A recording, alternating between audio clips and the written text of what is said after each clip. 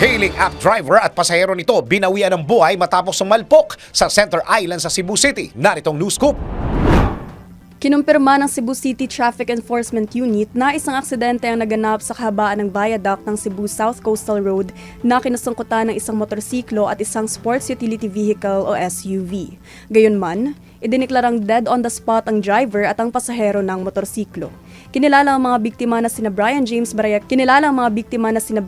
Bayarcal, 26 anyos at driver ng isang ride-hailing app at ang pasahero nito na si Clea Jane Gomez, 28 anyos. Ayon sa Traffic Enforcement Unit, patungong timog ang motorsiklo habang binabaybay ng SUV ang northbound lane ng viaduct. Gayunman, biglang tumama ang motorsiklo sa Center Island ng highway. Dahil sa impact, kapwa tumilapon ng driver at pasahero mula sa motorsiklo kung saan naunang nabangga ng driver ang paparating na SUV mula sa tapat ng lane.